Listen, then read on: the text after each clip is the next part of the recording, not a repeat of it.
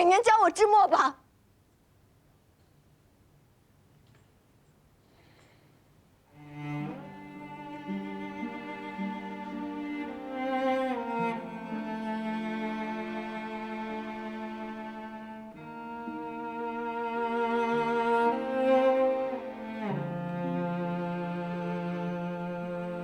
陈娘，爷爷定旨明示，今后和墨不再有瓜葛，你就死了这条心吧。您只是发誓不再制墨，可没有说不能教人啊。不行就是不行，多说无益。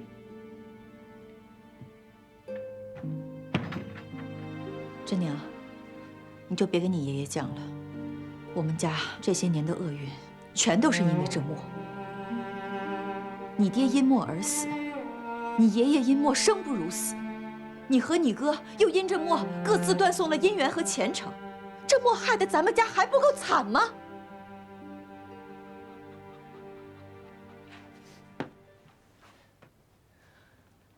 没错，娘，咱们家跌落至此，皆是因为墨而起，所以，我更要用墨，将这些全部都挣回来。挣回来？你拿什么去挣？你如何去挣？我劝你，趁早死了这条心吧！我是坚决不会同意的。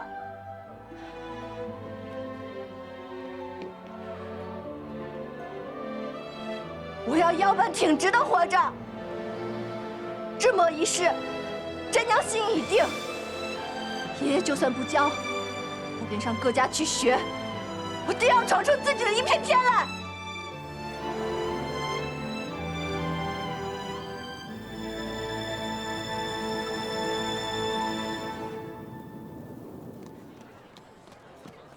真娘，你确定这样可行？可行，不过你放心吧，我打听过了，各家磨坊都在招工，我得一个个都去试试。你打算去哪家磨坊？那自然去三爷爷那儿陈家磨坊了。哎呦，要是被人发现了可怎么办啊？没事儿，先去，发现再说。再说了，若是被三爷爷发现，他也不能把我怎么样。哎，记住啊，你帮我瞒住娘，千万不能让她知道。娘要是发现了，非扒了我一层皮不可。哎，真娘，这是你杜姐姐新给我裁的衣裳，我还没穿过呢，你别给我穿坏了啊！知道了，知道了，哥，你记住了，瞒住娘啊！啊，走了。你小心点啊！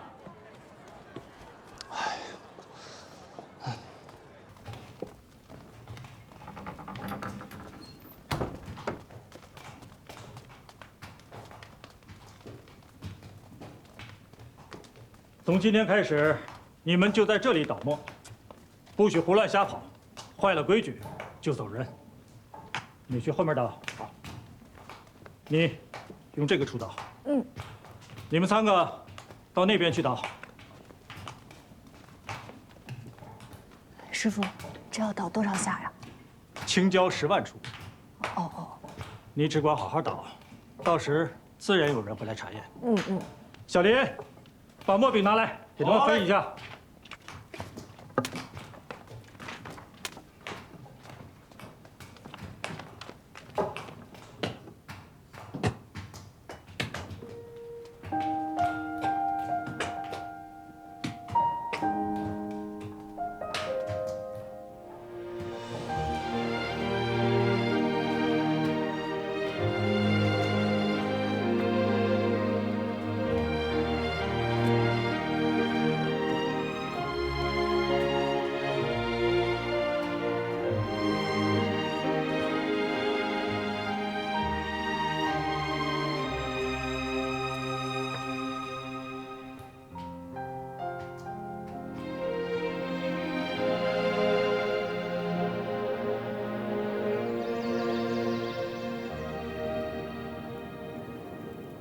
三爷，最近新招了一个倒墨的小工，不过我瞧着是越看越像李八爷的孙女儿啊。人呢？那个就是，干活挺下力气，人瞧着也机灵。这人留是不留啊？磨坊招工，能干活就留着，好，让他去见孟少爷。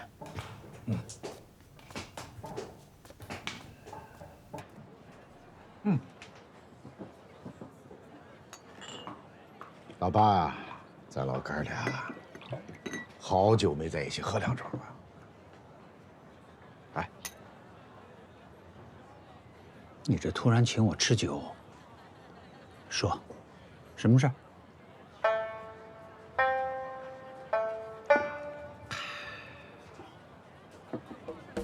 三哥怕你不吃磨门快了，陪你说说话。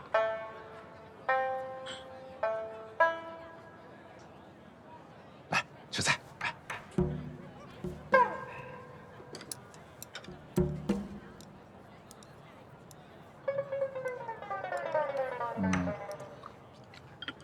你家真娘最近忙活什么？在水泊的石滩上上工，每天啊，早出晚归的。哦，你都看见了？你什么意思啊？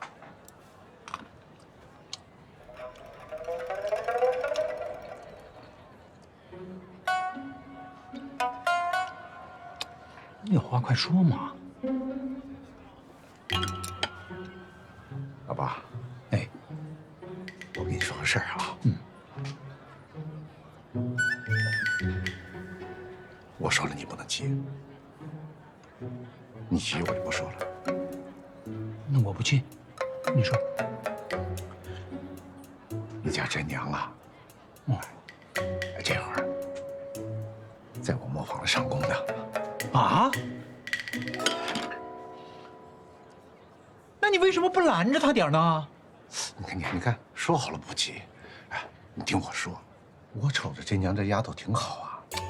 哎，人聪明，干活也卖力，应了那句老话啊，龙生龙，凤生凤，老鼠的儿子会打洞。打小我就看她是个学墨的好苗子啊。呀，去！你儿子干什么我管不着，真娘不行。开始说了，急了。哎，到时候我叫完你别后悔啊。陈老三，把真娘从你磨坊里赶走，不然咱们兄弟都没得做。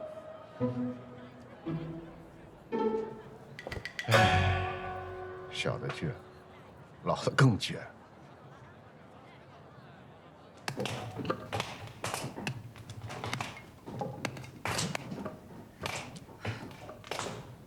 见哪干都是干，只要能治墨，学好手艺就行。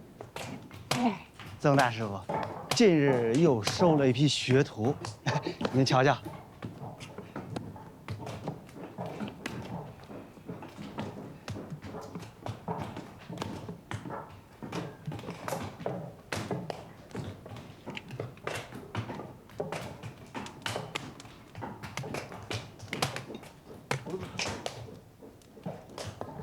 锤墨要的是力气，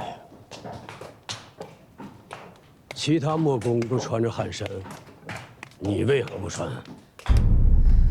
我不热，用不着。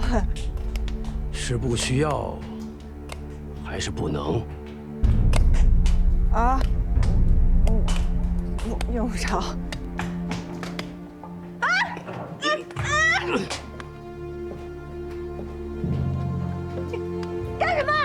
果然是个丫头，女子不能制墨，你尽管败坏行业规矩，败坏我骆家名声。谁说女子不能制墨的？这不过是口口相传罢了。哪本书上有成文的规矩说女子不能制墨？好一个伶牙俐齿的丫头，坏了规矩还嘴硬。好，那你就跟我去文会，辩个清楚。来人，带这丫头跟我走。干嘛？别碰我！我自己能走。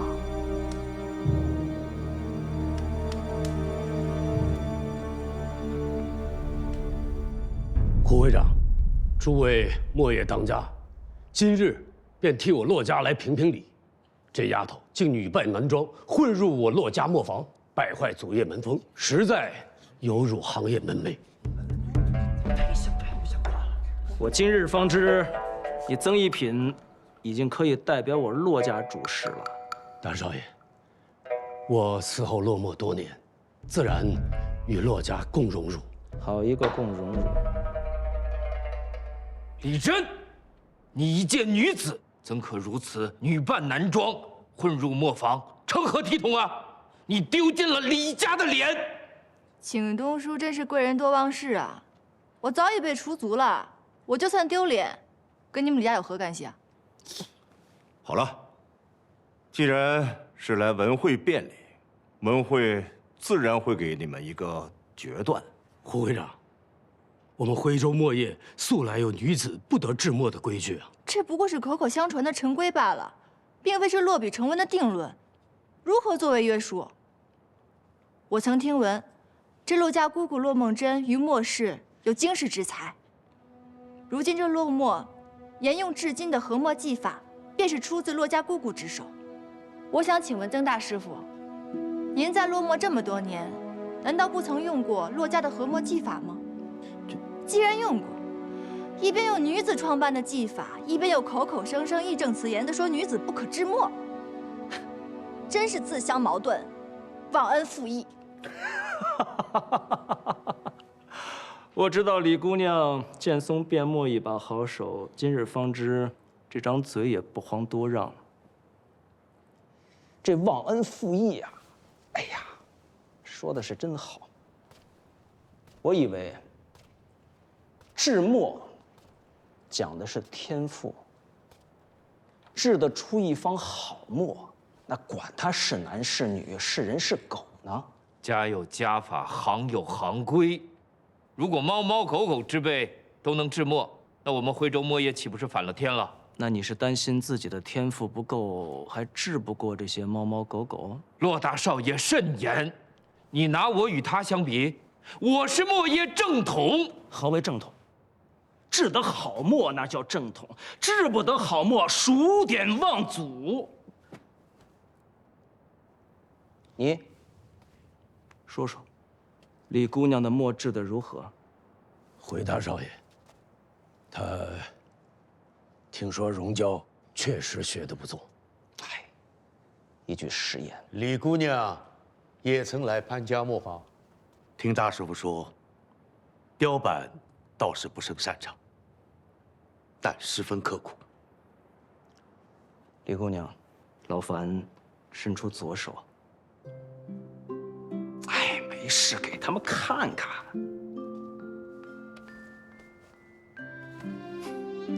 展开，高举，再高。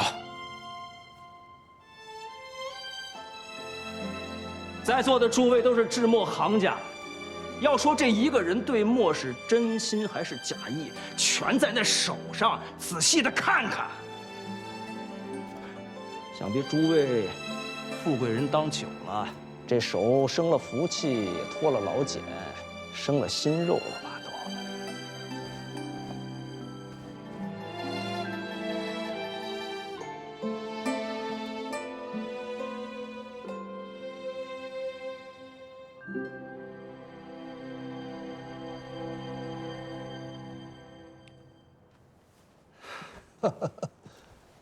既然骆大少爷这么说了，我若再坚持女子不能制墨的口头规矩，岂不是显得我迂腐不化？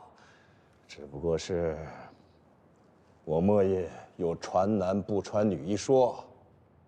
实是，因为女子终究要嫁人，磨坊不能流入外姓。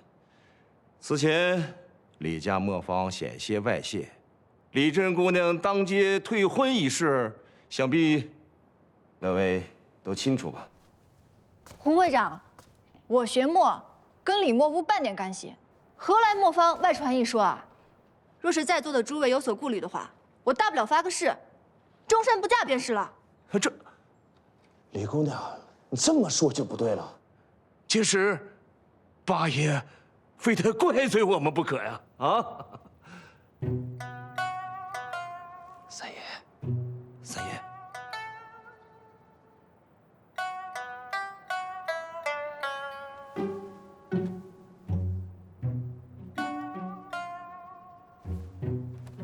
诸位，那李老八到底是智墨五杰之首，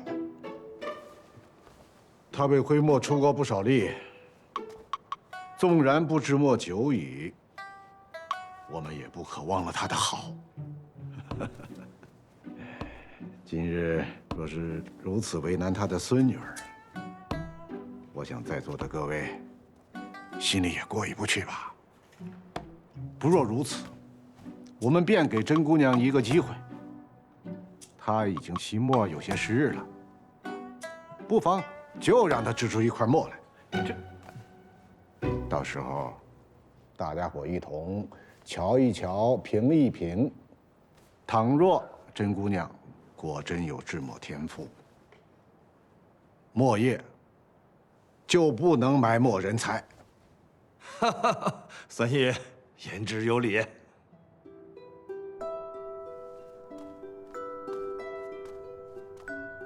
甄姑娘，你可愿意？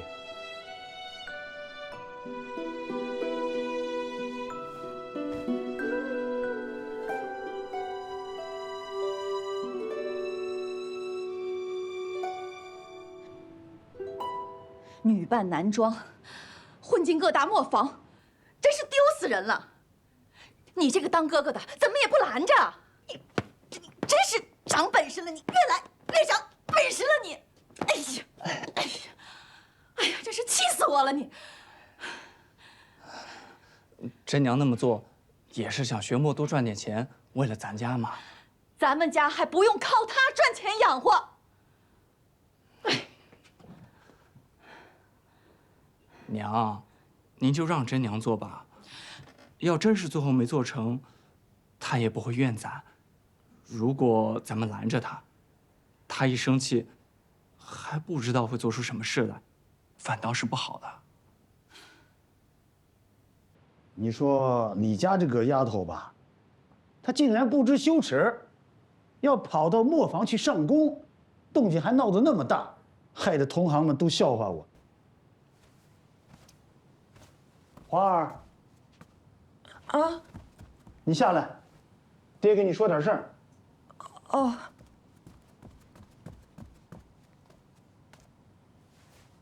坐吧。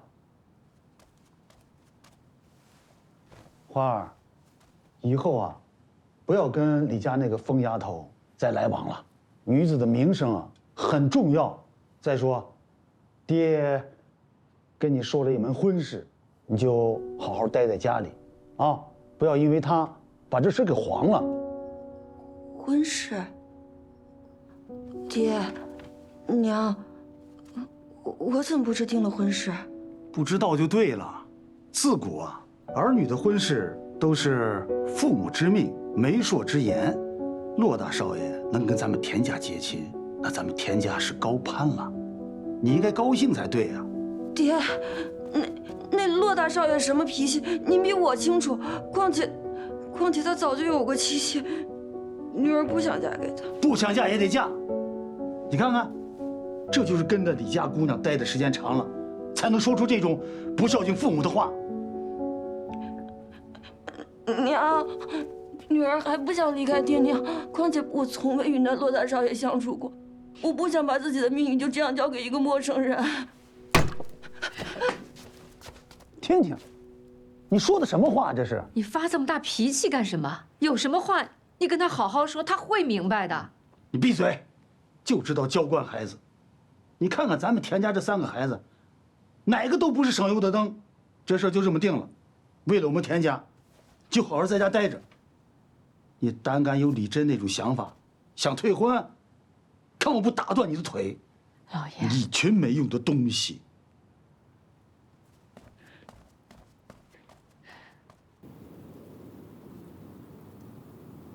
今日华儿怎么有空来找我啦？甄娘，我的婚事定下了。婚事定下来是好事儿啊。是哪家大少爷如此有福气啊？是骆大少爷。骆文松。他年纪这么大，性格又怪里怪气的，而且他可是续弦啊。嗨，是骆家高门大户的，就算是续弦，也有很多姑娘愿意去呢。说起来，还算是我高攀了骆大少爷。我爹说过几日他就要去骆家学琴。花儿，那你自己可喜欢骆家大少爷？这父母之命，媒妁之言，我喜不喜欢的都不重要。哎，好了，都说这年纪大的会疼人，兴许我还是门不错的婚事呢。不说这些了，正娘，我今日来是有东西要给你。这是什么呀？正娘，我知道，你既已开始学墨，这些是少不了的。这些都是我从家里磨坊拿出来的，你先拿着用，要不然还要花钱买。花儿，这金箔跟珍珠实在是太珍贵了，我不能收。若是让你家中知道，怕是要给你惹上麻烦。你放心，我拿的不多，不妨事的。收下了这些，就当你织的墨，也有我田荣华一份。从今往后，我做不到的事儿，你来帮我做。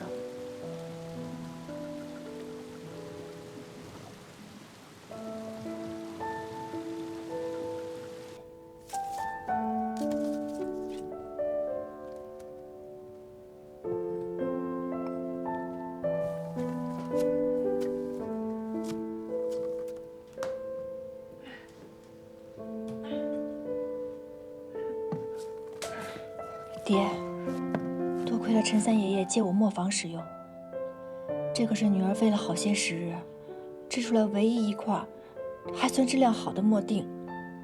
爹，你一定要保佑我试墨成功啊！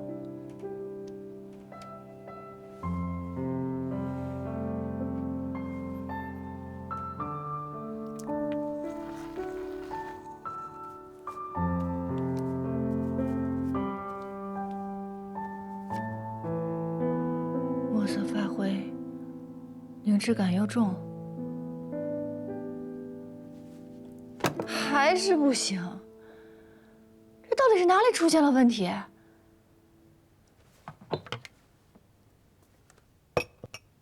给娘看看，你制了什么墨呀？别看了，这墨都没有成型。那什么样的墨才算是成型呢？自然是用料金贵，制法纯熟，落笔如云烟游龙。说这些我也听不懂，反正你爹说了，这墨锭外面做的再漂亮，里面用料再珍贵，终究还是要给人用的。那哪些人用墨，要用什么样的墨，哪有你想的那么复杂？做一块能用的舒心趁手的墨不就好了？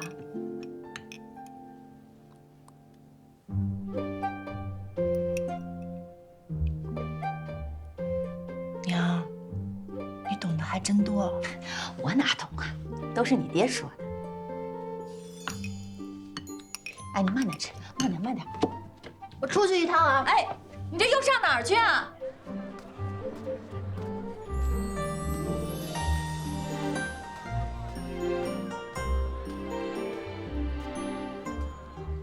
来，客官，看一下我们的墨，文娘，又好又实惠。看你3天2头的来这儿给哥买墨，何不去那边买个好的？只是哥儿惜字呀，费墨得很。这家中哪儿受得住一直用好墨呀？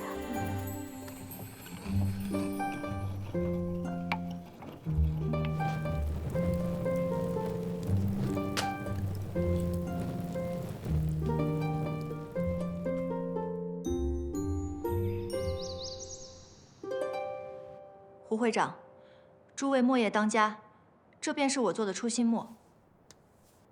这墨一瞧便知烟台烧的老了，捶打也不到位，制得甚是儿戏。不错，此墨既无商货之貌，售不得高价，又无传世墨仪，制作稀松平常，在家墨济济的徽州，着实登不得台面。粗制滥造。这要是我制的墨，我都不好意思进文会的大门。我还以为你会叫八爷帮你。侯会长，来品品这方成墨，有如此的胆识，得此一个成字，倒叫我高看你一眼。这用料普通，制法粗糙，只能算是下品墨。看来李珍姑娘以后就……吴会长，我给珍娘出的题，墨也不拿给我瞧瞧？哈哈，三爷。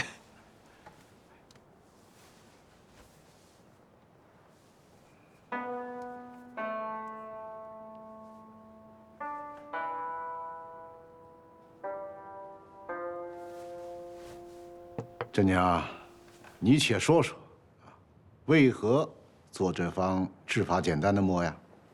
之前你就应该晓得，这样的墨可入不了墨行诸位老前辈的眼啊。我知道，因为更好、更复杂的墨，我做不出来。这也是眼下我能制出最好的墨了。我也想过，添加名贵的用料。可是无论如何也难以合墨。既然往上不成，我便想着，那便做一方简单又实用的墨也是不错的。这便是我的初心。制不出这样的话，你也说得出口？还初心？我看你简直是丢人现眼。是我实力不济，我承认，在座的诸位皆是墨业的前辈。看不上这方墨也是情理之中，可是于我而言，我已经尽了全力，担得起问心无愧这4个字。这方墨虽然实属下品，但好在颜色够黑，造价低廉。这无论是坊间记账，还是小儿习字，未必不是一种更优的选择。于此一途，我自认我没有违背自己的初心，故而也不觉得悔。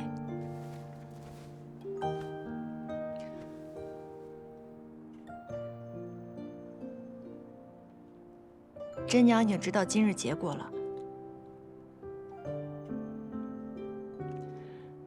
最后还请三爷爷将此墨赠予他需要的人，也算是一尽他的价值。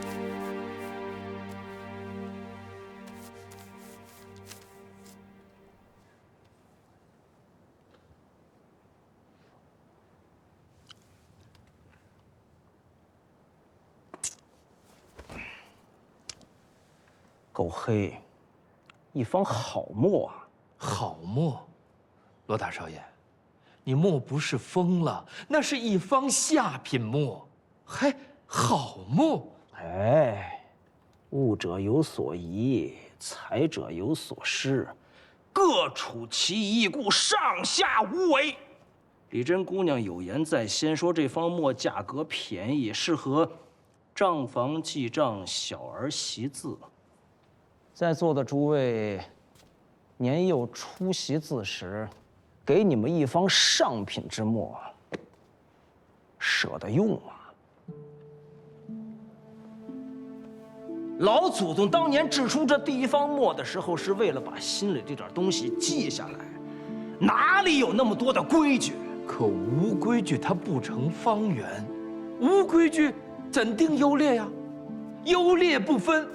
我们这些磨坊，我们这些人，这个文会，他要它干什么呀？徽墨传承至今，徽州磨坊比比皆是。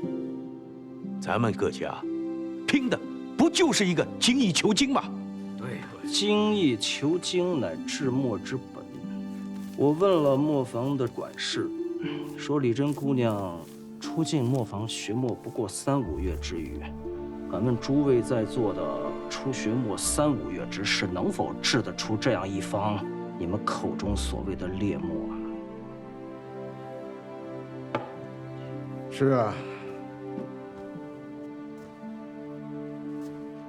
文松之言，让我想起初入墨行之时，习墨2载，2载啊，才制出平生第一方墨。要说成色嘛，也不过如此。那即使如此，李珍姑娘此时此刻这一方墨不能不算是一方好墨。诸位制墨制得久了，莫忘初心才是。再说了，诸位管得着李珍姑娘制墨不制墨呢？我若是李珍姑娘，我都犯不着接下这一桩考验。我制我的墨，管那么多做甚？诸位如此百般阻挠，是因为心生畏惧，怕有朝一日李珍姑娘制墨大成，以女子之身强压诸位一头，丢失了颜面不成？我们会怕一个黄毛丫头？笑话！那既是如此，此事无需在意。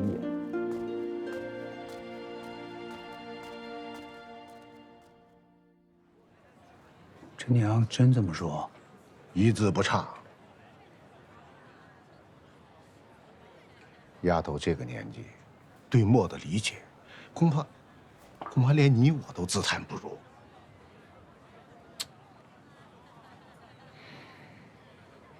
他让我将墨赠人，我左思右想，现在最需要他的，恐怕是李老八你啊。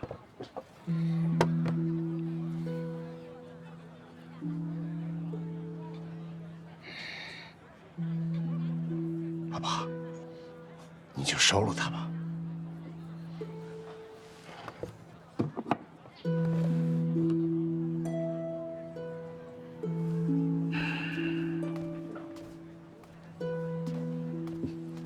是，我知道你守规矩，你定制名士的，你不可以制墨。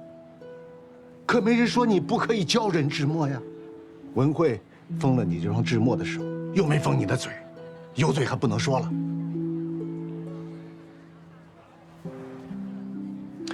李老八，真娘多好的苗子，你收了他又能如何？什么传男不传女，文慧都默认了。老八，我跟你说啊，你别身在福中不知福。君山要是有真娘一半的天赋，我要有这么个好孙女，我甘愿一辈子不吃墨。还有，难道你就不想李墨后继有人？言尽于此啊，你自己好好琢磨琢磨吧，这个倔老八。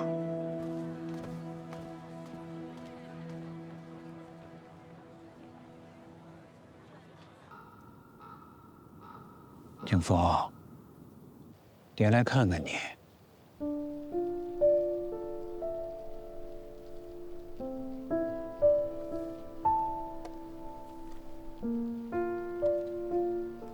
这个呀，是你闺女真娘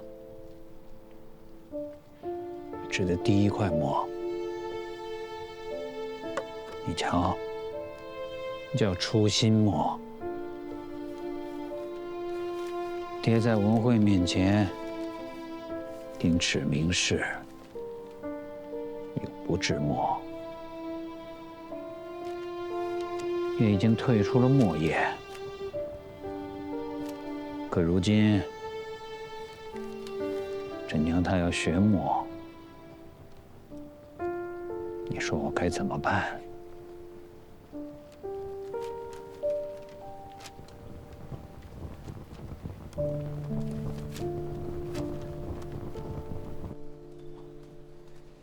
娘，娘，您看谁来了？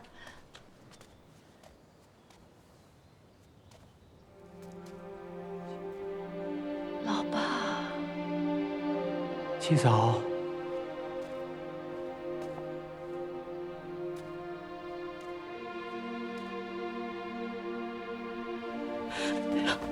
老爸，你这是做什么？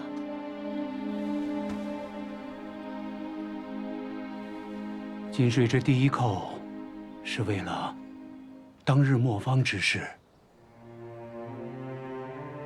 我愧对七嫂信任，实是李莫罪人。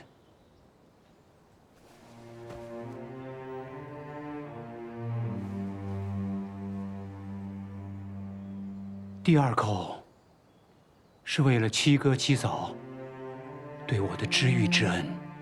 金水出生庞宗，父母俱亡，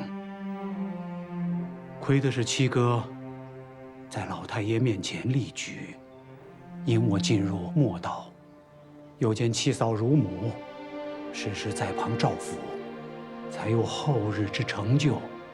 这份恩情，金水替云安表。老爸呀，这些都是往事，不提了。这第三扣，是为了我家真娘。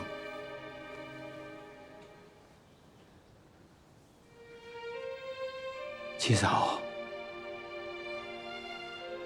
我以为真娘学墨是一时志气，我也不愿让她受烟熏火燎之苦。没成想，真娘待墨一片初心。我今日在七嫂面前求一个恩典，允我教真娘学墨。何须求啊！我等你这句话等了许久了。老爸，快起来，起来！老爸呀，真娘和你一样有天赋。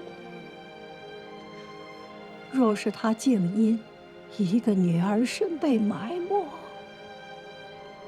岂不是太可惜了？我答应你。谢七嫂。爹，真娘尽力了，但我不后悔。往后，就算有百般阻挠，我也不会放弃制墨的这一条路。既然磨坊学不成，我便买书自己学。爹，您放心吧，真娘一定努力，让咱们全家过上好日子。真娘，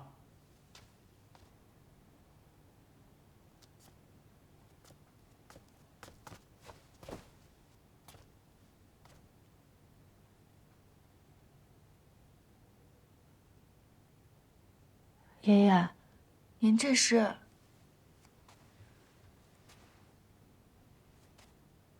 真娘，你过来。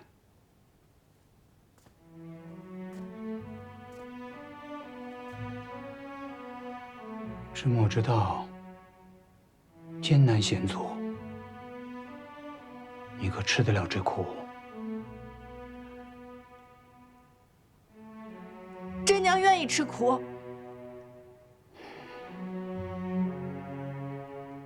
好。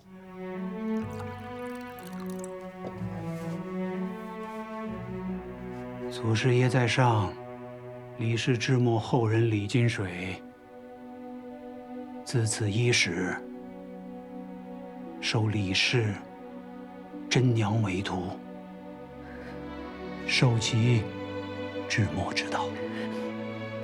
望祖师爷有其学墨一途，